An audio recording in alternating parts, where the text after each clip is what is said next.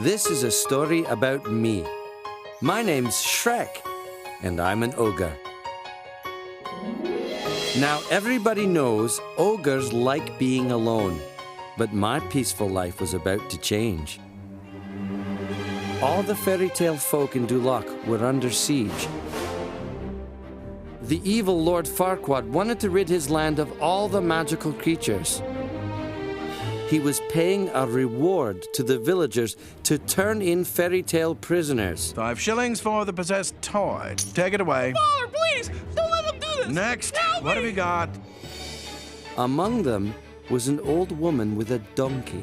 She claimed that the donkey could talk and she wanted to be paid. But the donkey was smarter than that. Hard to believe when you know him. And he stayed silent.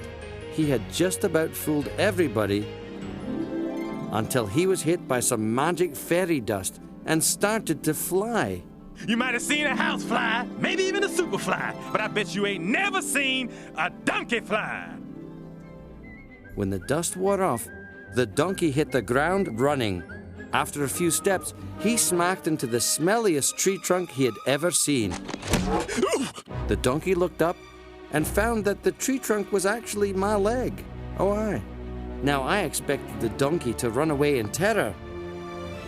But this wasn't any old donkey, and he even seemed to like me. His name was Donkey, and he asked to stay with me. I felt sorry for the wee creature, and I took him back to my swamp. Although when we got home, I insisted he sleep outside. I was used to being alone and was not happy about having visitors. Especially annoying, chatty ones. This is gonna be fun. We can stay up late, swapping manly stories, and in the morning, I'm making waffles. However, Donkey was the least of my problems. Because Lord Farquaad had evicted all the fairy tale creatures and had sent them to live in my swamp. Needless to say, 2,000 cute creatures in my front yard did not make me happy. I was determined to go to Lord Farquaad and get my land back. Now, as it turns out, Lord Farquaad had troubles of his own. He wanted desperately to become king of Duloc. But in order for him to be a king, he needed to marry a princess. Princess Fiona. She's perfect. And the one he chose lived in a castle guarded by a big, old, ugly dragon. This was a tall order for Lord Farquaad, who was a little short on courage. Sure, he's not big. So I made a deal with him. I would rescue the princess and bring her back to Farquaad, and he would get all of the creatures out of my swamp. Soon, Donkey and I were off to rescue the princess and slay the dragon. Well, actually, sneak past the dragon. Any road. It seemed like we were walking forever when we finally saw the castle. But we had to cross an old rickety bridge stretching over boiling lava. We made it across with no problem. Oh, I can't do this. Just let me off right now. Apart from Donkey's fear of heights, I put on some knight's armor and we crept into the dark corridor. Unfortunately, we ran right into the dragon and we had quite a fight. That dragon sent me flying into the air, right through the roof of Princess Fiona's room, leaving Donkey all alone to tame the dragon, and me to tame Princess Fiona. This beeth our first meeting. Should it not be a wonderful, romantic moment? But Donkey was in serious trouble downstairs. The dragon turned out to be a girl dragon, and she was kind of sweet on him. Shrek! With the princess in tow, I raced to save him. What a rescue, if I don't say so myself. With some fancy footwork and some pretty amazing heroics, I grabbed Donkey and we were off to the races. Fiona cheered after we made it back over the bridge and onto safe ground. But then the most surprising thing happened. She wanted me to kiss her.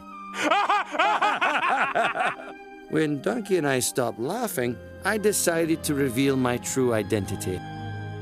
I took off my helmet, and Princess Fiona, well, she was shocked. She had been waiting for a Prince Charming to rescue her. She wasn't too happy that I was an ugly green ogre. She wanted her prince and was set on getting him. So I told her I would take her to Farquaad whether she wanted it or not, which she didn't. So I carried Fiona over my shoulder. We walked steadily for the rest of the day. This is not dignified! Put me down! I was determined to deliver Farquaad's bride as soon as possible. Then, that evening, we stopped for dinner by a mill, and something magical happened. I looked at the princess, and she gazed back into my eyes. It was very romantic, I must say. Until the sun set and Princess Fiona rushed into the mill. Donkey decided to help out and play matchmaker. So that night, he crept into the mill to talk to the princess. When he walked in, he got the shock of his life. The princess had transformed into an ogress. You ate the princess! This is me. She told him she was suffering the effects of an evil spell that could only be broken by true love's first kiss. She begged Donkey not to tell anyone.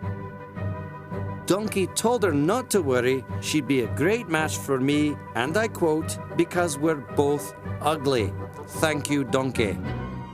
But all she could think was ugly and princess just don't go together. Unfortunately, I was standing just outside the door where they couldn't see me, and I thought the princess was talking about me and not her own ugliness. I was heartbroken. The next morning, Princess Fiona was ready to tell me the truth. She walked out of the old mill and saw me stomping toward her. There's something I have to tell you. You don't have to tell me anything, Princess. It was too late. I thought Fiona didn't want to be with me, and I had gone to get Lord Farquaad. Lord Farquaad and his army arrived to claim his princess. It was a terrible misunderstanding. I was mad at Fiona, and she was mad at me. She agreed to marry Farquaad. I took one last angry look at Fiona, snatched the deed to my swamp, and stormed off in a nasty huff. I returned to the swamp and cleaned up the mess. But for the first time ever, I had no appetite. I was very depressed because I blew it with the princess. Then Donkey appeared. Donkey yelled at me for acting so mean. You're so wrapped up in layers, onion boy, you're afraid of your own feelings. We were in a totally dysfunctional relationship. It was obvious to Donkey that Fiona was crazy about me, and all I could say was how I never wanted to see her again. Now, Donkey had promised to keep the princess's secret, but I caught on quick enough. He convinced me to stop the wedding, but we had to hurry. Luckily, Donkey hadn't totally cut the strings with the dragon lady, so he gave her a whistle, and we took off for the castle. When we got there, we took a look inside and found that the ceremony was already taking place.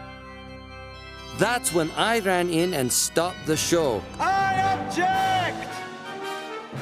Lord Farquaad and Princess Fiona were stunned to see me. I gathered all my courage and revealed my feelings for Fiona in front of all of Duloc. At that moment, the sun set. A sudden burst of light and clouds of smoke shrouded Fiona. She began to transform. When the smoke finally cleared, a green ogress stood in her place. Farquaad's eyes grew wide with revulsion. Oh, it's disgusting! The wedding guests gasped in horror. The princess's spell was on. Farquaad ordered his men to kill me and lock up the princess for the rest of her life. But just in time, Dragon and Donkey broke through the window. All right, nobody move. I got a dragon here and I'm not afraid to use it. Dragon scooped up Lord Farquaad. Fiona turned to me and we kissed. It was magic. A big mystical cloud scooped her off her feet, and she glowed beautifully with lights and stars. She was transforming again. But when it all died down, I saw that she was still an ogre like me. The spell was broken, and Fiona had taken love's true form. Fiona and I married, and Donkey threw a big old party with all the fairy tale creatures singing and dancing. I even sung a little, and I'm not too shabby, I must say. And that's what I call a happy ending. I was hoping this would be a happy ending.